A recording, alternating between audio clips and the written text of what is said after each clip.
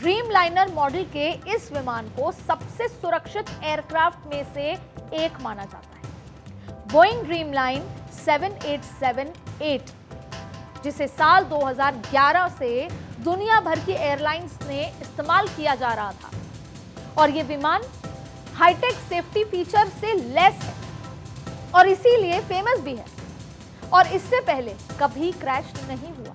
787 Dreamliner की कुछ खासियत पर नजर डालते हैं कि ये क्यों इतना खास माना जाता था। विमान का निर्माण अमेरिका बोइंग कंपनी ने किया, जिसकी पहली कमर्शियल उड़ान साल 2011 से शुरू हुई। कंपनी इसके 3 वेरिएंट बनाती है, जिसमें 7878, 7879 और 7810 शामिल। इसमें अलग अलग वेरिएंट के हिसाब से 242 से 318, 242 से 318 यात्री तक बैठ सकते हैं, और इसकी रेंज 14,010 किलोमीटर तक है, जबकि क्रूजिंग स्पीड लगभग 903 किलोमीटर प्रति घंटा तक की होती है, और इस विमान की उम्र करीब 50 साल बताई जाती है। बोइंग कंपनी के मुताबिक मई 2025 तक उसे 787 ड्रीमलाइनर के दुनिया भर से 2137 ऑर्डर मिल चुके हैं, और जिसमें से अभी तक 1189 विमानों की डिलीवरी भी की जाती है। और बोइंग कंपनी का कहना है कि उनका 787 ड्रीमलाइनर विमान हर उस तकनीक से लैस है जो उसको सुरक्षित विमान बनाता है, लेकिन तमाम सेफ्टी फीचर्स मिलाकर भी इस विमान को मौत का सामान बनने से कोई नहीं रोक सकता, ना इसका तकनीक, ना इसके तकनीक से भरे फीचर्स। अब जो बोइंग विमान अहमदाबाद में हादसे का शिकार हुआ है, वो पहले भी कई बार सवालों के घेरे में आ चुका है। बोइंग के मुताबिक उनका ये विमान पहले कभी किसी हादसे का शिकार नहीं हुआ है, लेकिन सच्चाई तो ये है कि कई बार ऐसे मौके भी आए हैं जब बोइंग का 787 के कई बड़े हादसों को दावत दे चुका। 10 जनवरी 2025 को कतर एयरवेज की फ्लाइट में खामी नजर आई। जब दोहा से उड़ान भर रही थी ये बोइंग 787 विमान डेनमार्क की ओर जा रहा था, तभी हवा में अचानक से विमान 850 फीट तक नीचे गिर गया। उस वक्त विमान की ऊंचाई ज्यादा होने की वजह से इसको संभाल लिया गया।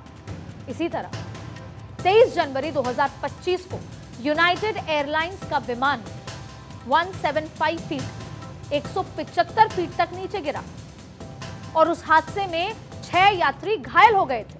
असल में दुनिया के किसी भी कोने में जब कोई विमान टेक ऑफ के दौरान क्रैश होता है, तो उसमें सबसे बड़ी वजह उड़ान भरने से पहले विमान की सही जांच न होना मानी जाती है, और इस प्रक्रिया को प्री फ्लाइट चेक कहते हैं, जिसमें विमान की पूरी तरह से जांच की जाती है, और ये परीक्षण अलग अलग चरणों में कई बार होता है।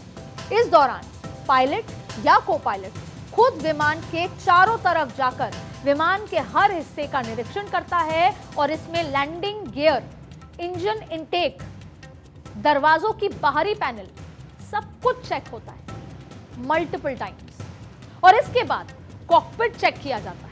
इसमें पायलट और को पायलट मिलकर flight control, fuel level, communication system, auto pilot system, GSP, alarm और वार्निंग सिस्टम की जांच करते हैं। पूरा ये प्रोसेस है, एक एक तरीके से इसकी जांच होती है, मल्टीपल लेयर होती है जांच। उसके फ्यूल चेक किए जाते हैं, और फिर एयर ट्रैफिक कंट्रोल से मौसम की जानकारी ली जाती है, जिसमें मौसम कैसा है, आने वाले समय में कैसा रहेगा, हवा की गति कितनी है और किस तरफ है, और इस सब के बाद फ्लाइट को रनवे पर उतारने की इजाजत मिलती है। और आखिर में जब विमान रनवे की तरफ बढ़ता है, तब brake, steering, ground moment system की भी जांच की जाती है, और उसके बाद फाइनल टेक ऑफ की इजाजत मिलती है।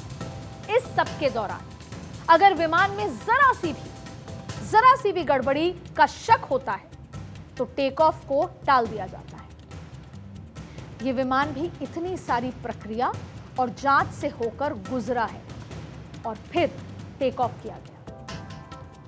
लेकिन बावजूद इसके उड़ान भरते ही विमान में खराबी आई, और ये क्रैश हो गया। 13 सेकंड, महज 13 सेकंड।